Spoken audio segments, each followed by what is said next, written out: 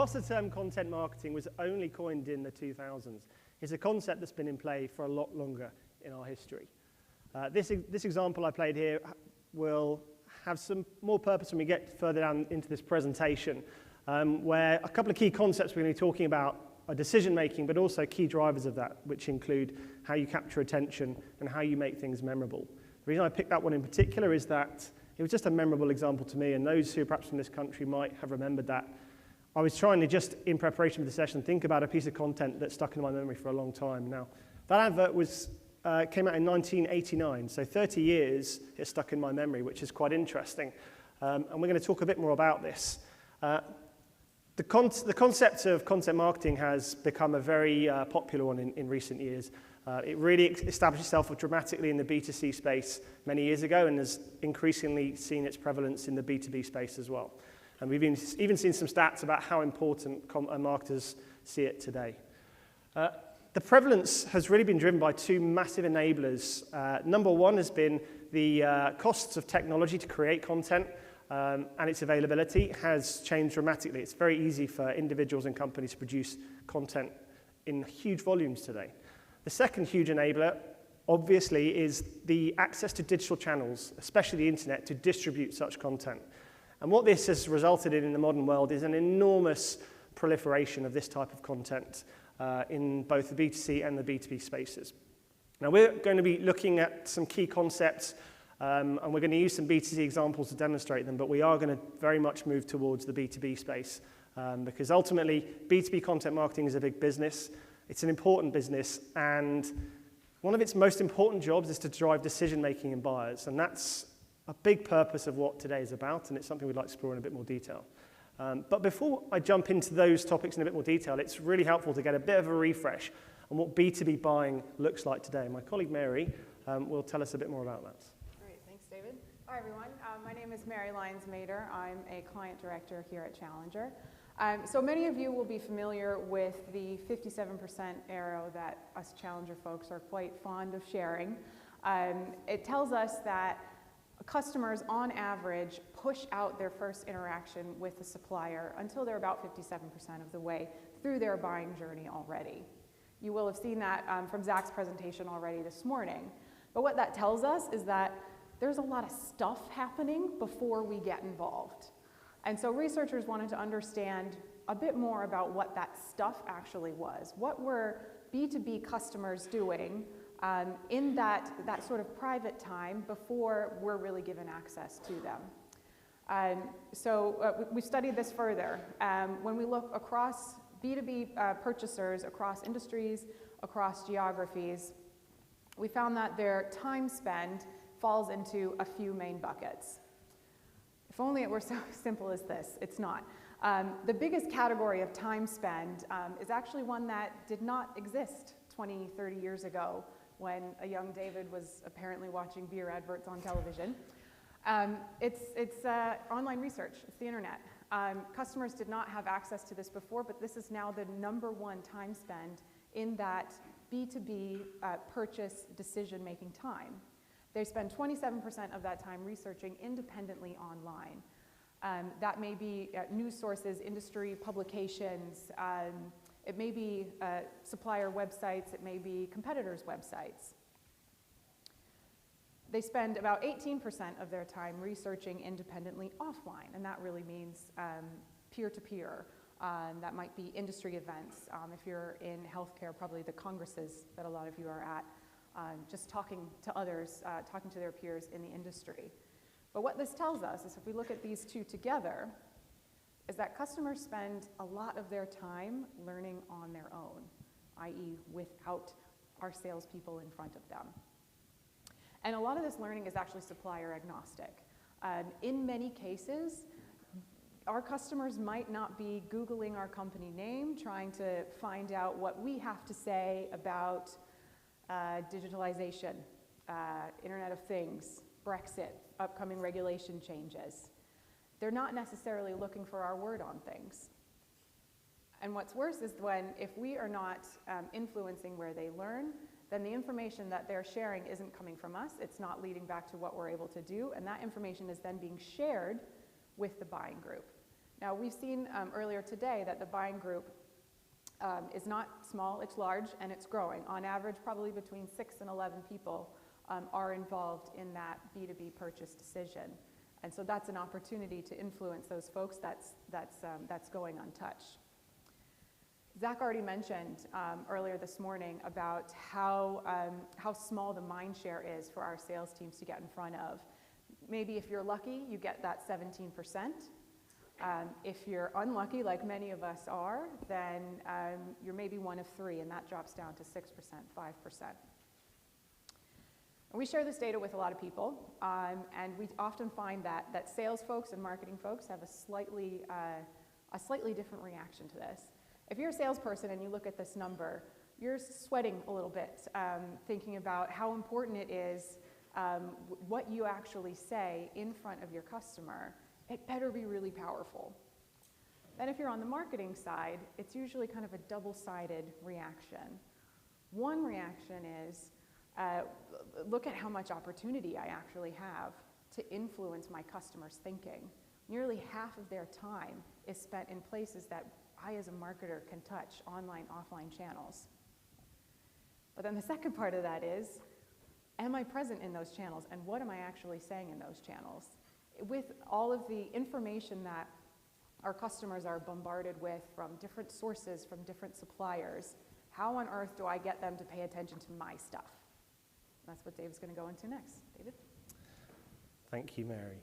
So in a world so full of content, but in a world where there's a big opportunity to capture a significant amount of mind share before salespersons interact with customers, it becomes really important to understand how do you actually directly influence decision-making behavior before they start to speak to some of your in-person representatives. And some very interesting research has been coming out in recent years from the fields of behavioral science and neuroscience about better understanding of the most powerful drivers of decision-making. Now, when it comes to decision-making itself as a process, it's actually not a single process. Decision-making is dependent on 3 processes happening in sequence, which is these 3 things. For a decision to happen, the very first thing that must ever happen is attention must be focused on the topic. It then must ensure that information that has been focused on is learnt, is retained, is memorized, because decision-making is highly dependent on the ability to recall enough information to feel like somebody's empowered enough to make a decision in their circumstances.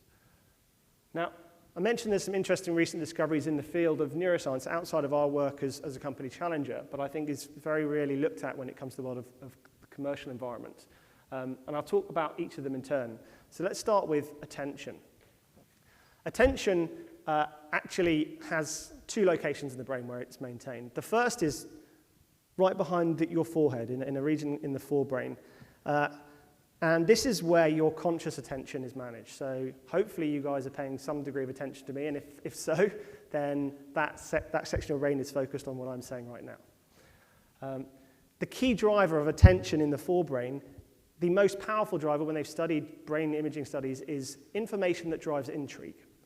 If you can generate intrigue in the mind, you will have the maximum effect on focusing attention. Anything else below that, you are at risk of you not ever capturing the attention in the first place to be able to deliver any information that follows. Now you can imagine if you never caught someone's attention, let's say it was a sales meeting, and you think you're explaining something to a customer and they're sitting there thinking about lunch, you'll never know it, but the consequence falls on you. But I said there's 2 parts of the brain where attention is actually controlled, and there is a second region in the brain which is automatic and intuitive, and this sits in a different region called the parietal lobe, which is just behind your ear. Now, apologies if anyone got startled for a moment there. That was actually deliberate. I asked a colleague of mine, Tom, to pop a balloon along with it. Another colleague, Callum. Thank you very much, Tom.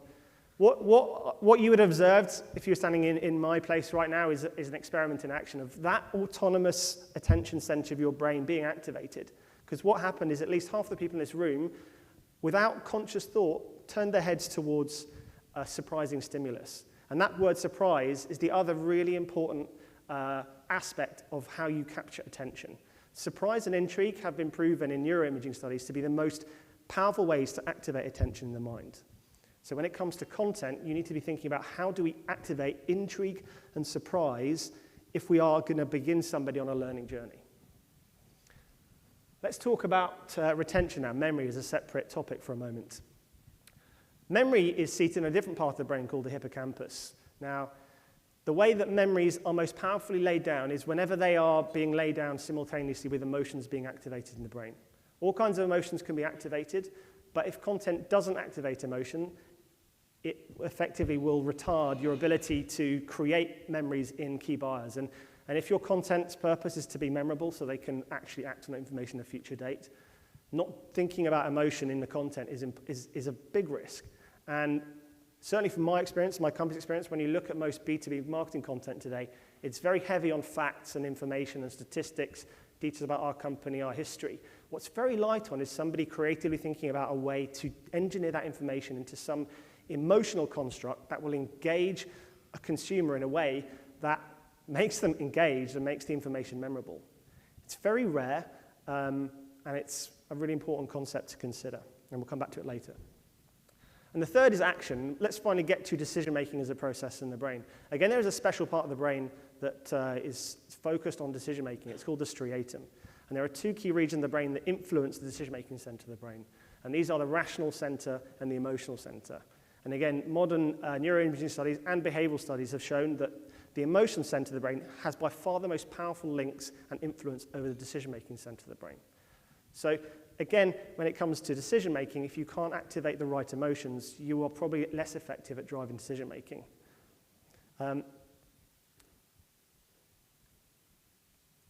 Some interesting studies in the behavioral science fields have reinforced this point where they've studied patients who have suffered damage to different parts of their brain.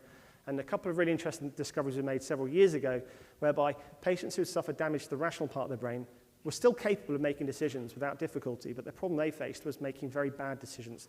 They were very short-term focused, careless types of decisions, but they were still very capable of making decisions. In another group where they were studying patients who had damage to the emotion center of the brain, these people found it incredibly difficult to come up with any decisions on seemingly simple tasks often. One example of an interesting experiment that was conducted on these patients was they would place a piece of paper in front of them and they would take two pencils and they would place the pencils on either side of the piece of paper and simply ask them to write their name down. And unfortunately, it's very sad, but these patients would get stuck in logic loops about the pros and cons of which pencil they should take up, and it could take them a long period of time to simply pick up a pencil and write their name. Emotion center is critical to making decisions of all types. And again, we think about B2B content. If you're not able to focus attention in a way that drives emotion, you are undermining your ability to drive buyers to action, which arguably, whether you're a marketer or a seller, is one of your primary jobs. I think a really important concept. And the last thing I'll say on that, the most powerful emotion when it comes to driving decision-making is a fear of loss. This concept, there are other ways you can drive it, and we had more time, we could talk about them, but the number one driver of decision-making and action driver is fear of loss. And conversely, opportunities for gain is a powerful inhibitor of decision-making. And again, if you think back to lots of B2B content that you might have seen in the past, it's very heavy on opportunities, benefits, outcomes. There's a real danger in the world today that most B2B content that's being pushed out, if it's done in isolation from fear of loss type content, a lot of content might actually be inhibiting buyers from making decisions. That's quite a scary thought when our job is to do the opposite. To help, just to summarize, these 3 points are really important. The ability to generate intrigue and surprise, the most powerful way to capture attention. The ability to combine rational information with emotional is a very effective way to drive memory. Really important to think about if you want your information to be retained by buyers. And finally, if you want to drive decision-making behavior, there must be a fear of loss in the status quo. There must be a risk that they are exposed to in their current way of operation rather than opportunity, because this is what will drive them to action versus inhibit them. So, to give you guys a chance to experience these concepts in action, we're going to use a couple of B2C adverts to run through, and we're going to poll you guys afterwards on your thoughts on them. We'll watch the two of them first, and we'll bring up a polling activity that should hopefully be quite easy to follow.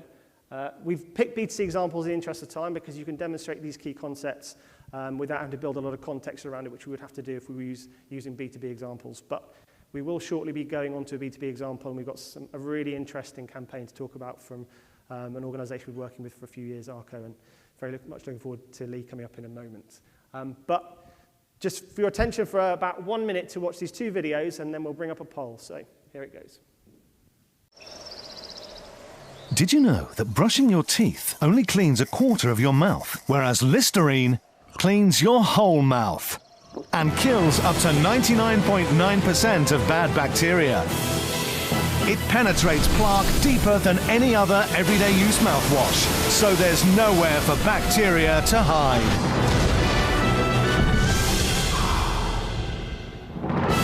There's no deeper clean than Listerine.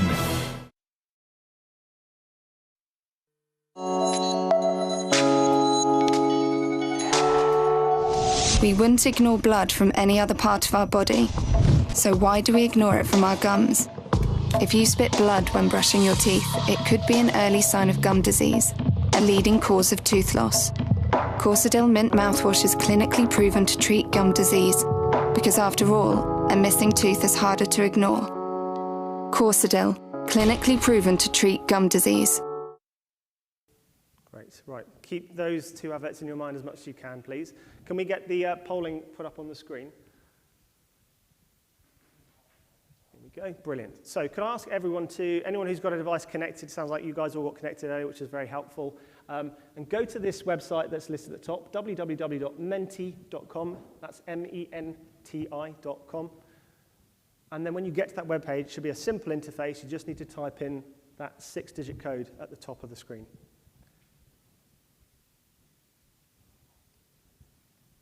Give you guys a chance to do that. And just to make sure that the polling here is clear, we're going to be thinking about the concepts I just talked about around how to drive attention, retention, and action. There are 3 questions you'll see when you get to this page.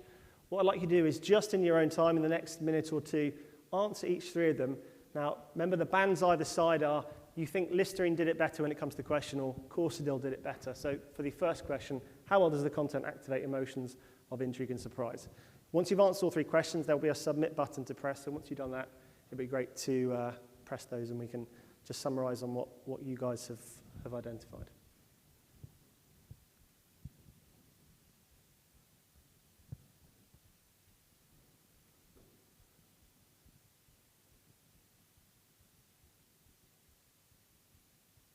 Okay, up to 20 people.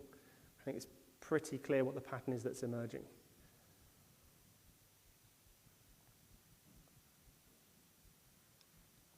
Okay, I'll let the last few finish, but I'm going to carry on and just summarize the points here. I mean, we would completely agree with the polling as it's come out here. Thinking about the 3 questions in turn, the 3 concepts we're trying to talk about today, about intrigue and surprise, I'd certainly agree that there is a great degree of intrigue and surprise when it comes to the Corsadil advert at its opening. And we'll talk a bit more about that in a second. How well does the content focus on a customer problem? Again, it seems to be consensus that Corsadil was stronger there. And how powerful is this content in undermining customer status quo? Focuses more on loss than gain. And really interesting, that was where it scored highest. So let's think about those 3 concepts in turn. If you were to use a traditional marketing score sheet, the Listerine advert would probably win. And I made a couple of notes about my own thoughts about it. I think the Listerine advert has a theme and a setting related to the product, an ideal lifestyle position, a common marketing technique, product and brand front and center. Within 3 seconds, the bottle of Listerine is blasted into the screen. It's very much in your face and up front. And there's quite a few facts and statistics dropped in throughout that 30-second sequence. If you were to score the Corsadil advert by a traditional marketing score sheet in comparison, it would do a lot worse. But then if you were to ask a behavioral scientist, they'd probably give a different view, which is the Corsadil advert was probably more intriguing or surprising to most consumers. It was more focused on a problem rather than a solution, and it really heavily focused on loss. Now, from a behavioral scientist point of view, it grabs attention more effectively. As a result, it's more memorable, and it's more likely to drive action. And the last thing I'll say about this is that when you actually look at the performance of the Corsadil campaign over the years, this is a campaign GSK has been running for, I think, over 12 years now, and it's basically the same campaign. They've been going and just recycling it. And what's interesting to observe is that when they started this campaign, Corsadil was a niche within a niche. They were a niche within the medicated mouthwash segment when the overall segment was dominated by other types of non-medicated mouthwashes. Roll the clock forward about 10 years, they had gone from being a niche of a niche to owning 73% of the medicated mouthwash segment, which once had been 20%. More interesting is that, roll the clock forward to this date, they also owned 60% of the entire mouthwash market. That's how powerful this advert was. And what's more, it was also credited with growing the entire size of the market by 33%. So they've gone from a niche of a niche to owning 60% of the entire category that they'd also grown at the same time. So I think it's a good validation of these concepts in application. Can we flip back to the presentation? Thank you. Oh no, we'll skip past that. Can we go back to the presentation?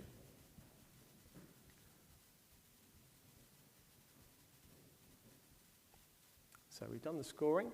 The last thing I'm going to say before I hand over to Lee is these concepts, to try and help organizations put them into action, we've built a framework that represents how to apply them. So some of you in the room have heard this term a few times mentioned today, this concept of buyer content that is designed to help buyers early in their buying journey when they're identifying problems and exploring solutions.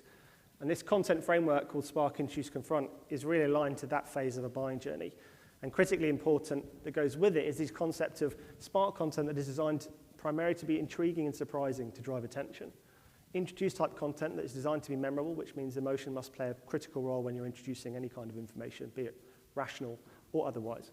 And confront content is to help prospective customers personalize the meaning and the consequence of a concept in general, a problem, and try and personalize it to create a quantifiable risk of loss to their own business, their own organization. Rather than going through any more of the theory, I think we're much better off going through an example of this actually being applied in practice. And we're extremely lucky today to have Lee Morton come to us from Arco. Lee, do you want to wander up? I think a couple of last things I'll say is that whilst Lee might come from a different industry from many of you in the room, one of the really big things I hope that people take away today are some critical concepts around how you drive attention, retention, and action. These concepts of intrigue and surprise, of I'm fitting my own stuff now. How do you drive memory through driving emotion?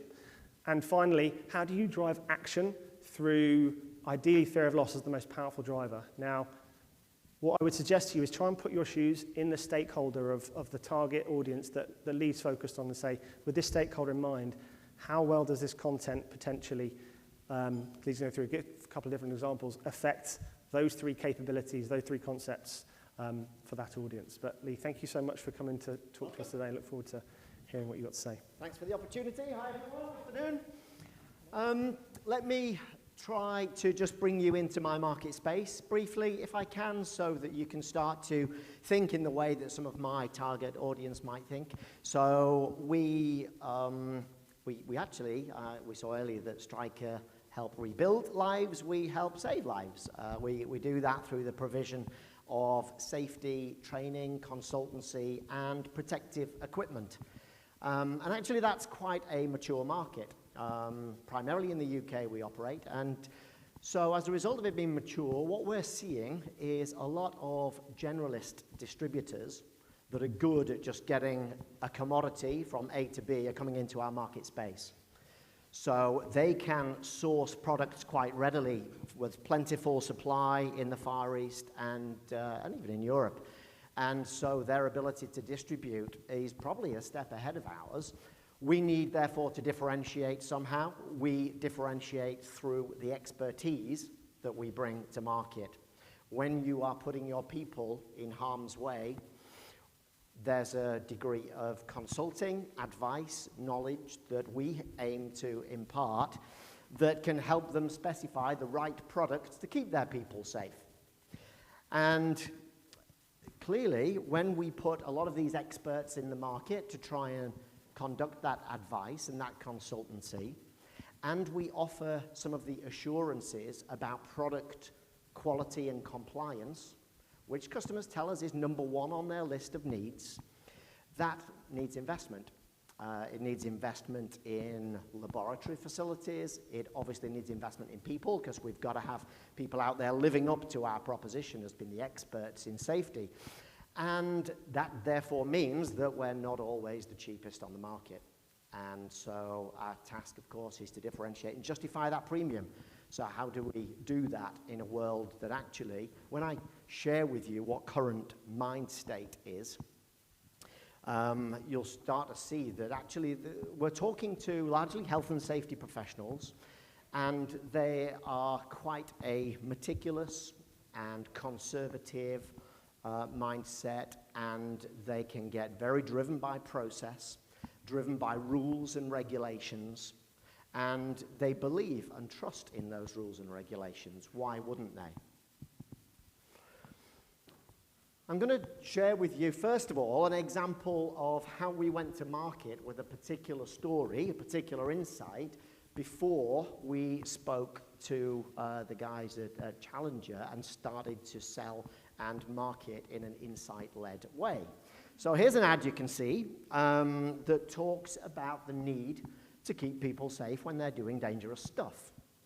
It's kind of obvious when I look back. I was really proud of this campaign when we first launched it until I spoke to the guys at Challenger, and they kind of talked me through how we might have done it differently. But just let's look at that retrospective position.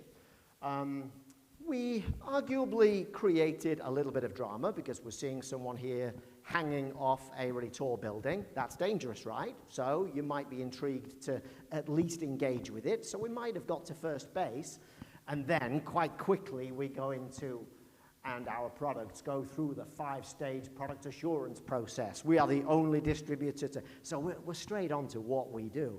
Because, you know, we'd invested $1.5 million in this facility, and we wanted to tell someone about it, so we chose to do so in our advertising way too early. We hadn't created the problem.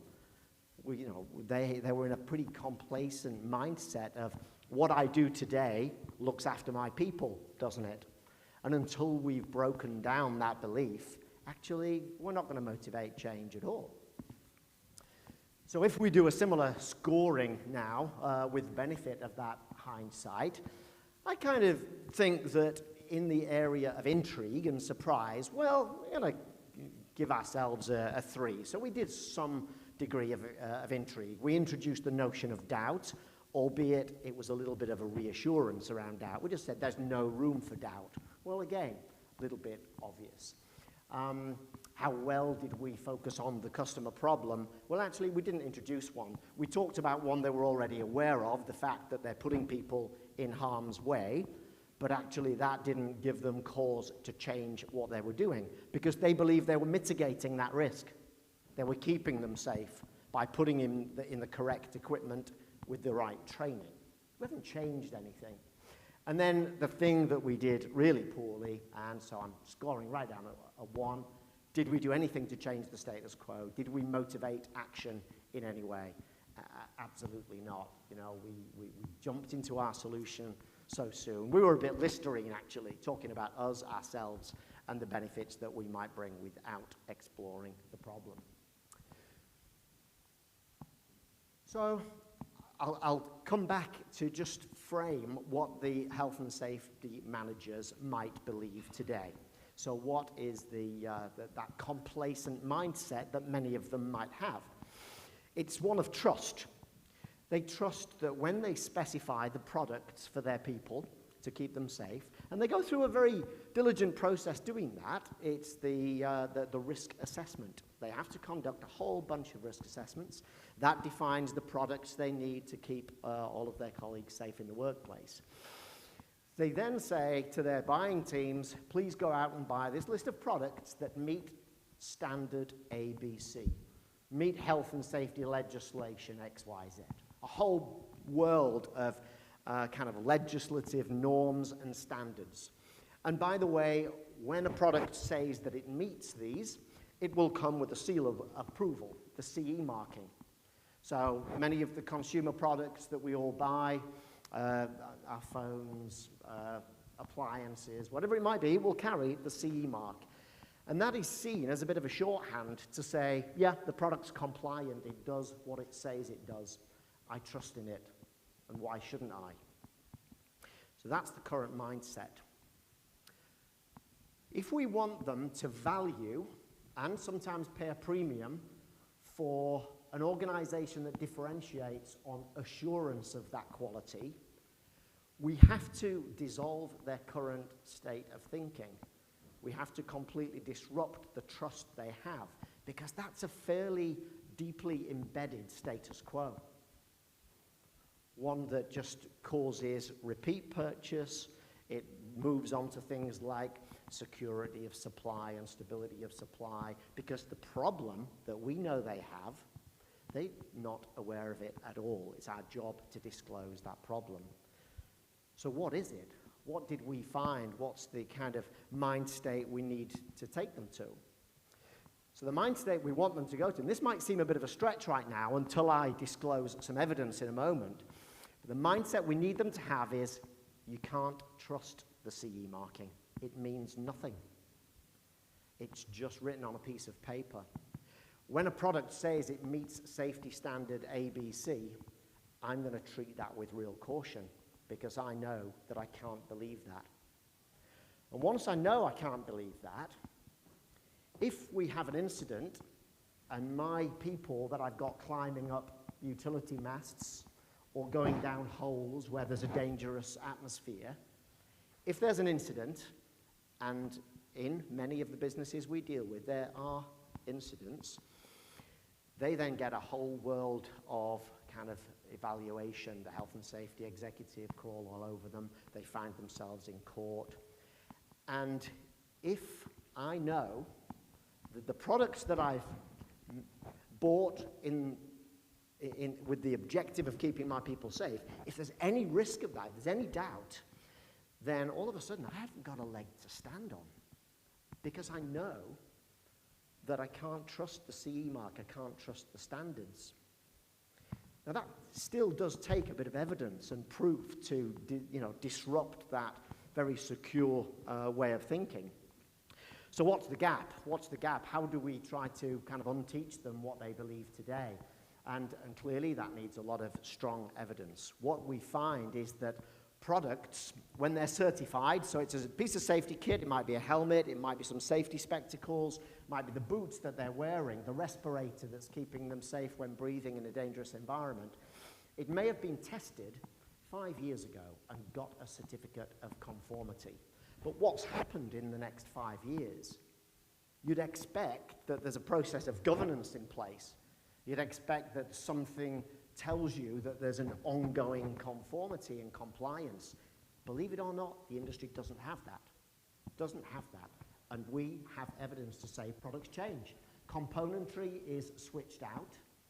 Manufacturing processes change, often with view to trying to reach cost efficiencies. And that means a number of products are out there in the marketplace failing. Non-compliant safety gear, putting your people at risk.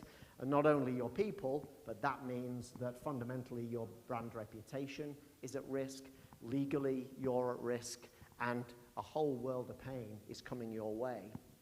And once you know that, the only way to go is, how do I now seek something that gives me that assurance? What can I rely on if I'm not relying on the CE mark and the standards it says it meets?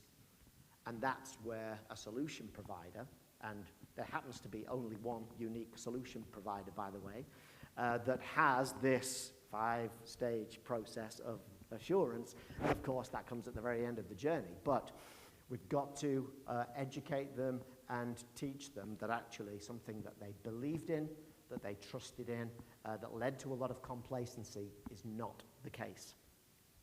So, how did we do that? Let's have a look at the campaign that tried to bring that to life. You've seen the model, Spark, Introduce, Confront. Spark is the attention-grabbing piece. So, some banners on the top left here. We explored what's in the psyche of the health and safety person, again, the audience.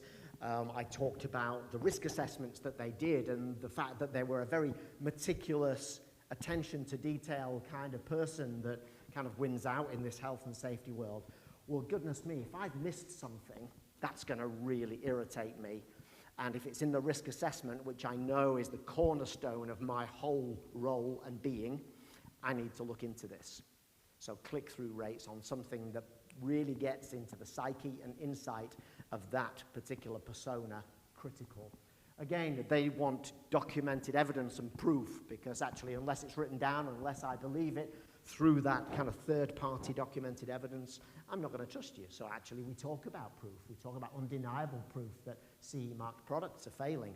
And again, great click-through rates. We put that in front of them where we know they consume media when they're doing their solution exploration and their problem identification. That then gives you great traffic, of course, to a microsite, to a place where you can start to unpack that commercial insight and take them on that learning journey. So some of the pieces of content that they're then faced with when they arrive there, they love a white paper, they love to read stuff, they like the evidence, and so we provided that for them, not just from Arco's voice, but actually getting a lot of other impartial points of evidence to convince them. Because otherwise, this could be seen as a bit of a sales piece, right? But no, if you actually get third-party documented evidence, and you show them the failings in our industry, in the fact that something does not require retesting. It should be retested, but it often isn't.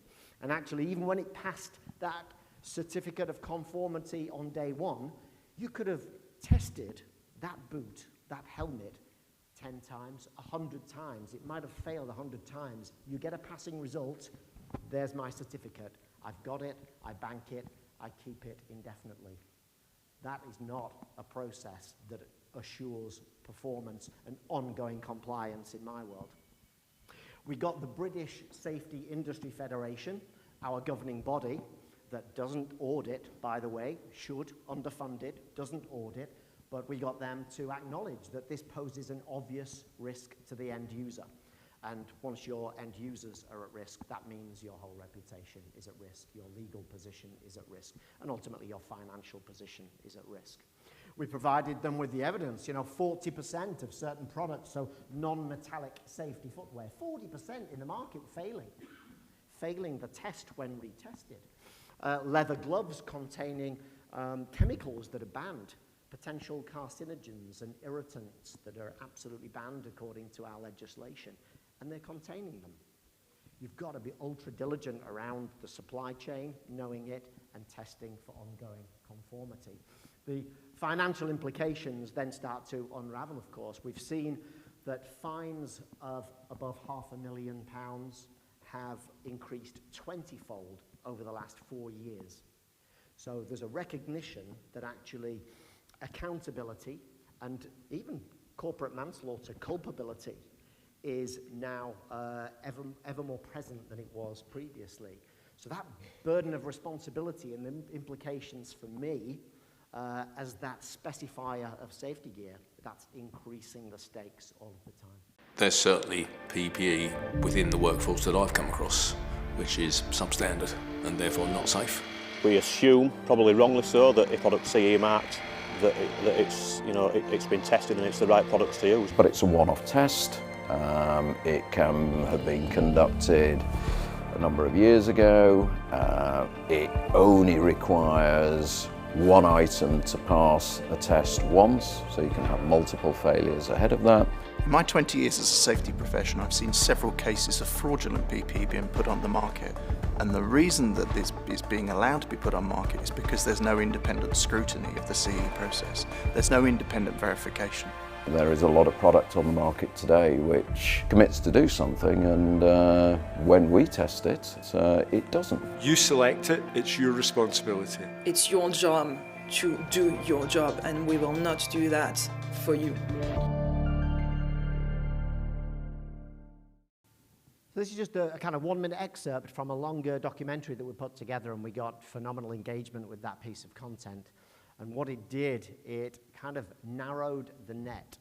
It started the journey. When you start to unpack the commercial insight, the viewer starts to think, gosh, yeah, that's a real issue, and I believe it.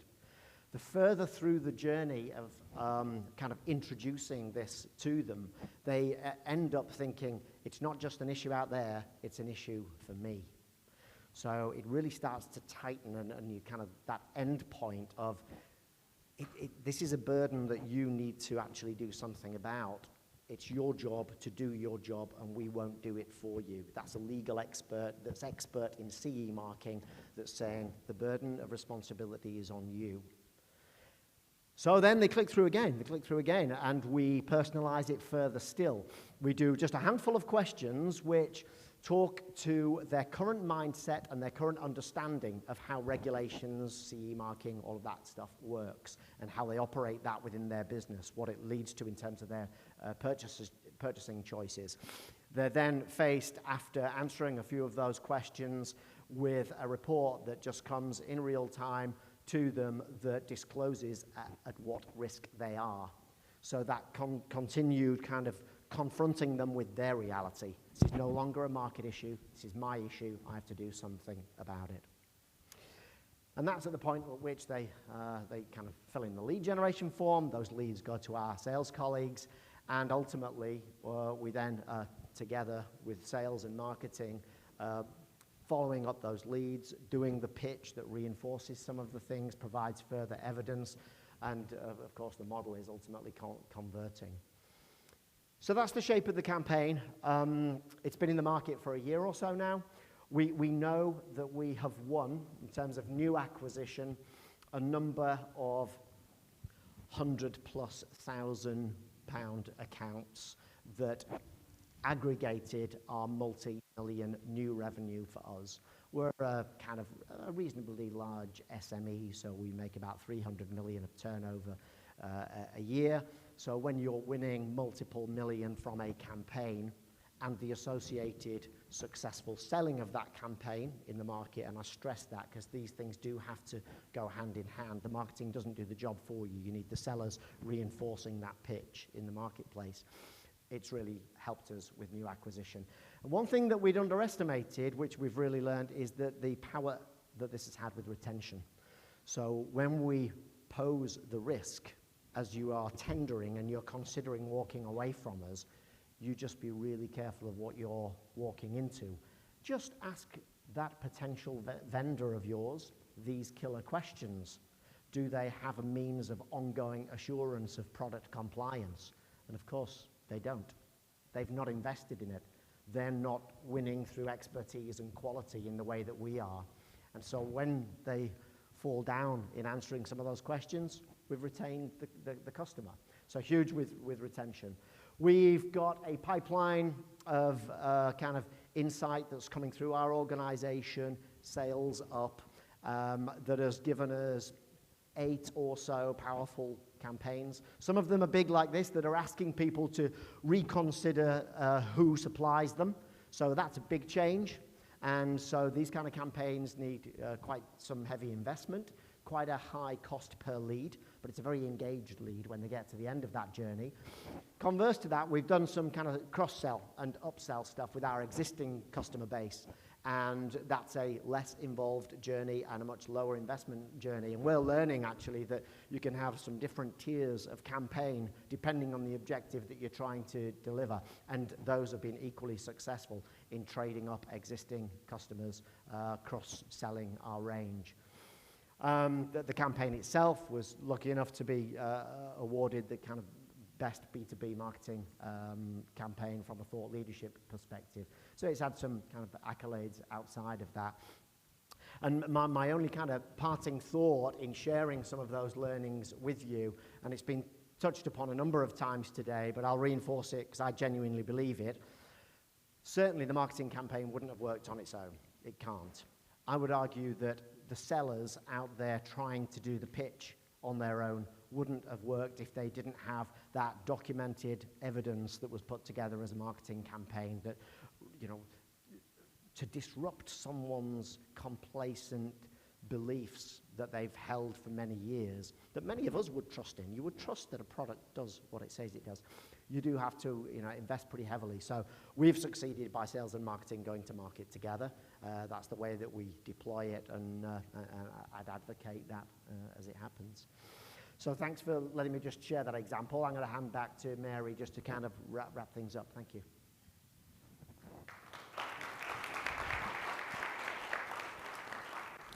For sharing that with us. What you can see here is really a visual representation of the campaign that Arco put together. And really, it's a best practice model to replicate. They did several pieces of Spark content, pay-per-clicks, banner ads that you saw, LinkedIn ads. Importantly, all of these things were placed where health and safety managers are going to learn. This linked directly into their microsite, which contained all of the introduced content, which provided the evidence for the gap in thinking and why they needed to change their thinking. And that linked directly into the diagnostic, which helped them realize how big of a problem it was for them in their organization. And as Lee said really well, it wasn't just the marketing team, it wasn't just the sales team, it was the combination of the two together. And so that handover of the information that was actually put into this dynamic online diagnostic can actually be passed over to the sales team, who now has really rich information that they can then go and use to tailor their insight-based conversation in front of the customer. So a couple things to take away from here. It looks a little bit like a funnel.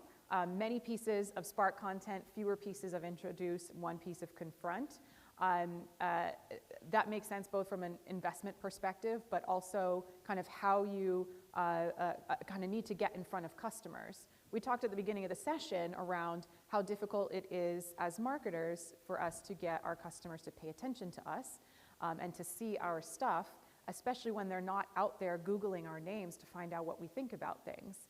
This type of a model ensured that Arco's customers eventually did find them by engaging with this content.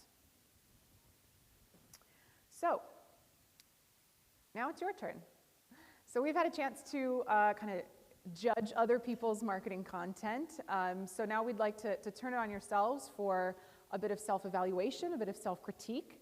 So at this point, I'd like you to ask, if you don't already, take your devices out. If you have a piece of content that you could find fairly easily, it might be a white paper, a video, it might be something on your home page, it might be embedded content in a web page, anything that has the purpose of generating demand for your product or service, anything that has the purpose of trying to sell more of what you do. If you have a piece like that you can pull up just within a minute or so, or at least pull it up in your mind so you can have a think about it. Each table should have enough of these self-evaluation forms. I'd like us to take maybe 5 to 7 minutes to just do a bit of that self-evaluation on your own content. David, Lee, and myself will be just kind of milling around, walking around, seeing how you're getting on. If you want a second opinion or someone to pressure test your numbers, please just raise your hand and we'll come over and find you. Okay? Let's take 5 minutes. Let's come back together, folks. Wrap up your conversations. So how was that? How did that feel? Painful? Maybe for some people? Anyone get all 5s across the board? So that sounds like there's still some more work to be done.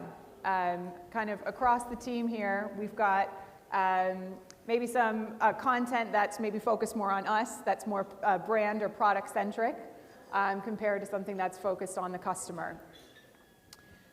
So we want to kind of, when you go back to your teams tomorrow, or when you go back to the office, 3 things that are important to take away to help you replicate this model that we worked on with Arco and have worked on with other organizations. 1, create that intrigue or surprise if you want to actually grab attention from your customer. 2, content that focuses on a fear of loss drives action. So consider that as opposed to focusing on the opportunity, possibility to gain something new. And then finally, if you want to be memorable, you have to play on emotions. Remember back to the Listerine versus Corsadil.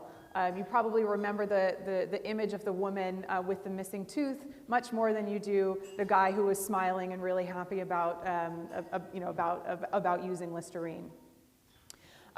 These are 3 things that marketing teams need to deliver on to grab attention, to be remembered by customers, and to lead to action.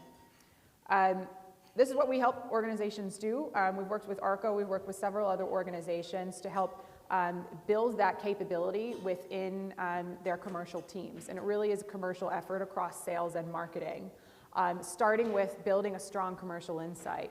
That is the key to insight-based conversations and insight-based content. So bringing together the sales expertise, marketing expertise, product expertise, and challenger messaging expertise to help you build a commercial insight is kind of a key focus for us. Taking that commercial insight into the design and execution of demand generation content strategies is really the next piece of it. That is what you saw an example of that Lee showed us. Right, we started with their sales, marketing, and product teams to actually build that commercial insight, and then spent time afterwards to blow that commercial insight apart into those 3 different pieces of spark, introduce, and confront content. And then finally, enable your marketing teams to apply these behavioral principles to their marketing content so that you can help the content be more memorable, more actionable, and more attention-grabbing. We work with organizations on this in our Challenger Content Strategy program. We would love to talk to you more about this, about how we can help you build your capabilities to create commercial insight and bring that to your marketing teams and sales teams as well. With that, I think we've got about 5 minutes-ish left. There should be some microphones floating around. If at this point you'd like to ask any questions about what we've talked about today, if you have any questions for Lee about his experiences and the content that he's worked on, please just give a shout. I think we've got one in the middle here. Over here. My name is Jurgita. I'm from a company called Tecan in biotech. So this is great strategy, great way to approach content marketing. How do we connect this kind of marketing to how salespeople use it? So where is the bridge? Because I can go home, I can implement it, and then Salesforce is going to turn around and say, so what? I don't believe in it. Yeah, really good question. I have 2 thoughts, and maybe you can share as well. One thought is in the actual creation of the insight itself, a mistake that I see a lot of organizations make is the marketing team in isolation will create the insight themselves without incorporating the expertise from the sales team. So they work really hard on it, they do their research, they talk to customers, they think they've got it, they show it to sales, and the sales goes, this is rubbish, this isn't a commercial insight. By including sales already in the commercial insight design process, that helps you to avoid that problem. So they need to be involved in the commercial insight creation piece itself. And then the second part of it is, if I can go backwards, something that Lee mentioned, which is they need to know what the sales team needs to know what the marketing content is that is out there. And then there has to be some output, something that the sales team actually gets in return. For Arco, it was kind of the results of the online diagnostic. So now the sales team has something in their hands. They have an idea of how big of a problem this is for the specific person that I'm going in to go and talk to next. That helps them just have a better conversation. Lee, do you want to add anything? Or? Absolutely critical to every one of our campaigns has been handing a pitch deck to the sellers and training them on that. The pitch decks mirror the kind of online journey that their customers have been through, but we've kind of had conversations about launching marketing campaigns before training the sellers. In my experience, that absolutely can't work and doesn't work. So arm them with something really powerful, piece of collateral that goes through the Challenger choreography, empathizes with the current state of thinking of the customer, transitions that way of thinking, and then ultimately delivers the solution. And that's really worked powerfully for us. I think we are right up on time. Apologies, there were going to be more questions. I'll be joining a panel at the end of today, so if you do have more questions on any of the topics that came up in this session, please feel free to ask them there, and I look forward to any of those that do appear.